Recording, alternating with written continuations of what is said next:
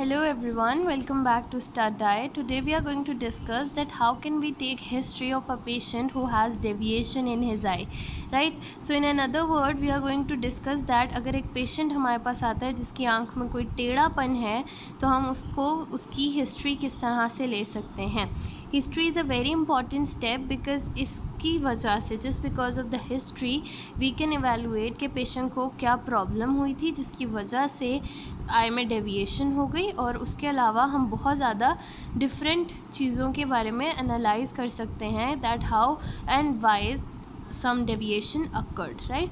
सो deviation का दूसरा नाम यू कैन से एज अगर एक पेशेंट को स्क्विंट है या फिर उसको स्ट्रैबिस्मस है.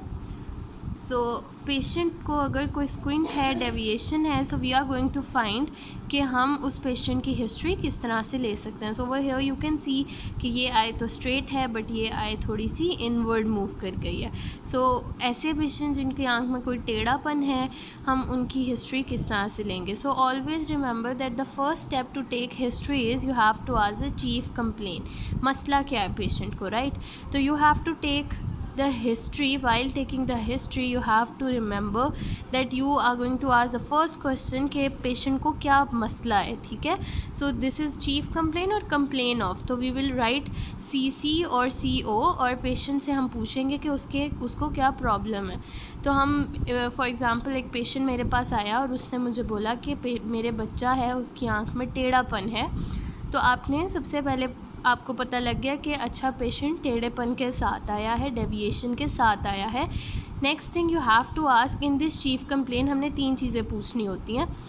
मसला क्या है, टेढ़ापन है, अंदर को है या बाहर को है, ऊपर को है नीचे को है. पेशेंट से आपने पूछना है कि किस डायरेक्शन को, किस तरफ को टेढ़ापन या डेविएशन पेशेंट की आई में है. सो सपोज़ इन दिस केस जिसमें पेशेंट की आई इनवर्ड मूव है, तो सबसे पहले वो क्या कंप्लेन दे रहा है कि मेरे बच्चे की आंख में टेढ़ापन है, अंदर को है या बाहर को है. वो कहता है अंदर को है. सो फर्स्ट ऑफ ऑल आपने लिखना है inward deviation, right. Inward deviation पहली चीज़ पूछ ली. अब दूसरी चीज़ जो आपने पूछनी है वो पूछनी है कौन सी आँख में, राइट आई में, लेफ़्ट आई में या दोनों आँखों में. सपोज़ अब एक पेशेंट है वो कहता है राइट आई, तो आपने लिखना है ऑफ राइट आई. अगर वो कहता है लेफ़्ट आई तो आप लिखोगे लेफ़्ट आई. अगर वो कहता है कि दोनों आँखों में, राइट. अगर तो बच्चे की या किसी भी पेशेंट की दोनों आँखों में टेढ़ापन शो हो रहा है, डेविएशन दोनों आइज़ में है, सो हम उस केस में लिखते हैं आइदर आई, राइट. एक आई है तो मेंशन करेंगे कौन सी आई है. अगर दोनों आंखों में तो हम आइदर आई लिखते हैं. बायलेटरल डेविएशन जो है वो स्क्विंट या स्ट्रैबिस्मस में हम यूज़ नहीं करते. बायलेटरल टर्म सिर्फ और सिर्फ हम डिफरेंट टर्म इश्यूज़ में डिस्कस कर सकते हैं, लेकिन डेविएशन के केस में हम सिर्फ और सिर्फ दोनों आँखों में अगर टेढ़ापन है तो हम आइदर आई लिखते हैं. सो अब फॉर एग्ज़ाम्पल पेशेंट ने बता दिया कि इनवर्ड डेविएशन है, कौन सी आई में है ये भी उसने बता दिया. अब आपने पूछना है हर वक्त रहती है या कभी कभी. इट मीन्स कि यू आर आस्किंग कि कॉन्स्टेंटली हो रही है या फिर ऑन एंड ऑफ हो रही है. अब सपोज़ पेशेंट कहता है कि जो टेढ़ापन है वो बच्चे की आंख में या कोई बड़ा है उसकी आंख में कभी कभार टेढ़ापन है. So you have to write on and off. कैसे, inward deviation of right eye, on and off. अगर वो कहता है हर वक्त हो रही है तो constantly, right. So first thing was कि क्या कंप्लेन है, उसने कहा टेढ़ापन है, अंदर को है, डायरेक्शन पूछ ली, कौन सी आँख में है ये चीज़ पूछ ली, और कब कब होती है ये चीज़ पूछ ली. Now the fourth and the most important thing is that you have to ask कि ये कब से है, ड्यूरेशन पूछना है आपने. सो कब से टेढ़ापन है. सपोज़ वो कहता है सिंस बर्थ, जब पैदा हुआ था तब से है, तो सिंस बर्थ. सो आप लिखेंगे सिंस बर्थ. लेकिन अगर वो कह रहा है कि 3 महीने से, 2 महीने से, सो आपने लिखना है फ्रॉम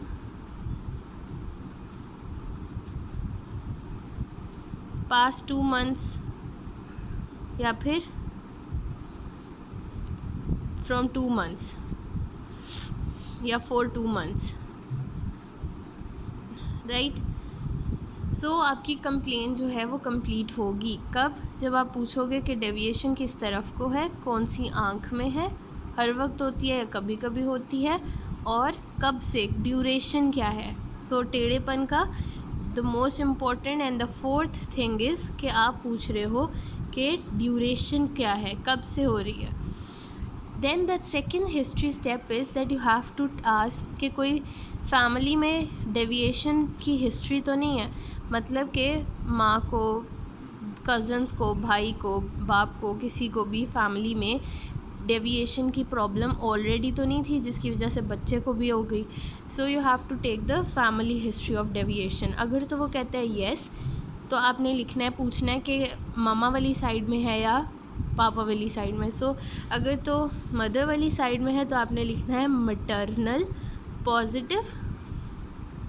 अगर पापा वाली साइड में है so you have to paternal positive, right. अगर सिबलिंग्स में है तो सिबलिंग्स में आप लिख दो, सिबलिंग्स में है। कज़न्स में है तो फिर कज़न्स मामा वाली साइड के हैं या पापा वाली साइड के हैं, वो आप मेंशन कर देंगे। और अगर नहीं है कोई भी फैमिली हिस्ट्री तो आप लिख देंगे नील, राइट। थर्ड, देन हम थर्ड स्टेप पे जाएंगे। आपने पेशेंट से उसकी कंप्लेन भी पूछ ली, फैमिली हिस्ट्री भी पूछ लिया। अब हिस्ट्री पूछेंगे कि जो बच्चा पैदा हुआ था जिसकी आंख में टेढ़ापन हो गया है, वो पैदा जब हुआ था तो बर्थ उसकी किस तरह से थी। अगर तो वो पेशेंट आपको बताएगा कि 32 वीक्स, आपने पूछना है सबसे पहले कि क्या उसके बच्चे को जो टाइम पीरियड होता है, जेस्टेशन पीरियड जो होता है वो पूरा था। आपने पूछना है 32 वीक्स थे। अगर वो नहीं समझ पा रहा है तो आपने पूछना है कि बच्चा पैदा कब हुआ था, उसने पूरा टाइम लिया था या फिर 9 महीने उसके पूरे हुए थे। अगर तो हुए थे तो इसका मतलब है बच्चा फुल टर्म है।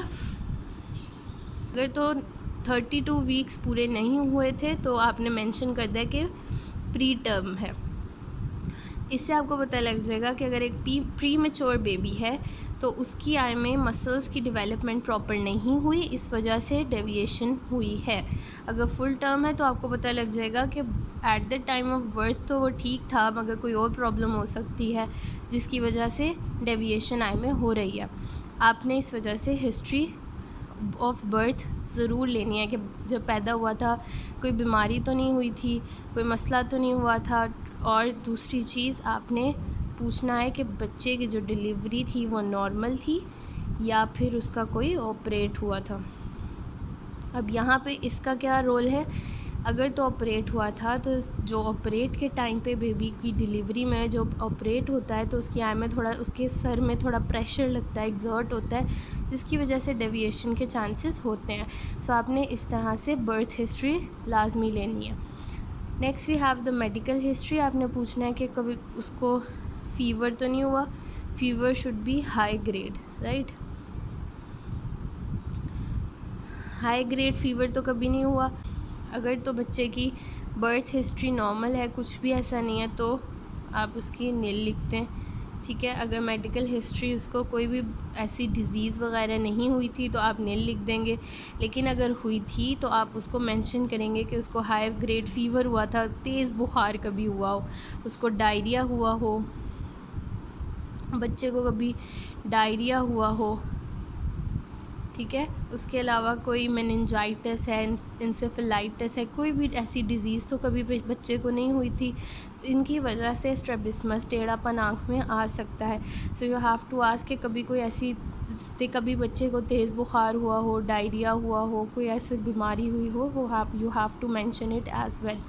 Next step is that you have to ask about the history of surgery. और सर्जरी आपने ऑकुलर पूछनी है, राइट। तो वो आपने ऑकुलर सर्जरी पूछनी है कि भी आँख की कोई ऑपरेशन तो नहीं हुआ था। अगर नहीं हुआ था कोई सर्जरी आँख की तो नील। अगर हुई थी, जैसे कैटरेक्ट है, कैटरेक्ट की सर्जरी हुई हो तो आपने पॉजिटिव लिख देना, राइट। टाइम भी लिख दो, किस टाइम हुई थी, किस उम्र में हुई थी, वो मेंशन कर दो। कोई भी आई की सर्जरी हुई है तो अगर नहीं हुई तो नील, अगर हुई है तो वो मेंशन करके positive. Next we have the history of, और साथ में ड्यूरेशन के किस टाइम पे हुई थी। Next we have the history of spectacle, अगर तो ग्लासेस यूज़ नहीं कर रहा तो नील, लेकिन अगर वो कोई ग्लासेस यूज़ कर रहा है तो आप लिखेंगे कि स्पेक्टिकल्स हिस्ट्री आप लिखेंगे पॉजिटिव। कब से यूज़ कर रहा है, सपोज़ 1 साल से कर रहा है, age of one, from age of 1, और उसकी जो प्रिस्क्रिप्शन है चाहे तो वो भी लिख दें, जैसे +1.25 दोनों आँखों में यूज़ करा था तो आपने मेंशन कर दिया। सो आपने बताना है कि स्पेक्टिकल्स जो हैं वो यूज़ कर रहा है using spectacle from the age of 1, और आपने साथ में प्रिस्क्रिप्शन जो है वो मेंशन कर दें। इसी तरह पैचिंग की हिस्ट्री आपने लेनी है। नेक्स्ट 7 क्वेश्चंस आपने पेशेंट से पूछने हैं। ये सब 7 क्वेश्चंस इम्पॉर्टेंट हैं फॉर द डेविएशन हिस्ट्री, ताकि हमें पता लग सके कि डेविएशन क्यों हुई है बच्चे की आंख में या किसी बड़े इंसान की आंख में। अब पैचिंग की हिस्ट्री में आपने पेशेंट से ऐसे पूछना है कि आप कोई आंख में पट्टी तो नहीं लगा रहे थे, किसी आंख में पट्टी लगा रहे हो। अगर तो वो कहता है कि नहीं तो आप लिख देंगे नील।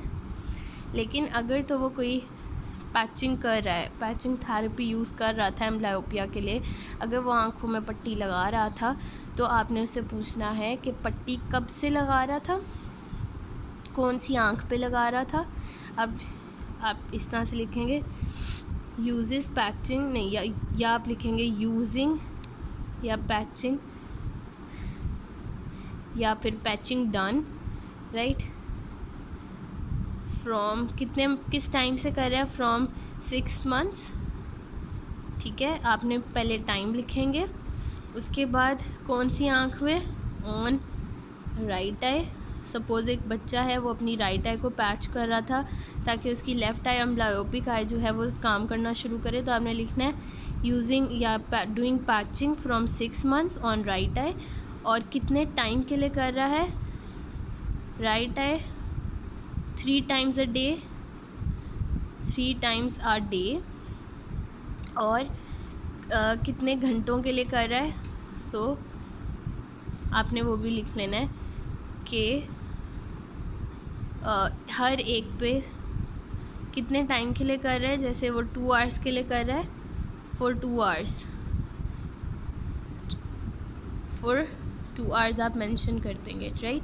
तो आपने पैचिंग की हिस्ट्री जब लेनी है तो आपने पेशेंट से पूछना है कि वो पैचिंग कब से कर रहा है, राइट। तो कब से पैचिंग कर रहा है, वो पैचिंग कर रहा है 6 महीने से, उसे पैचिंग का बोला गया था।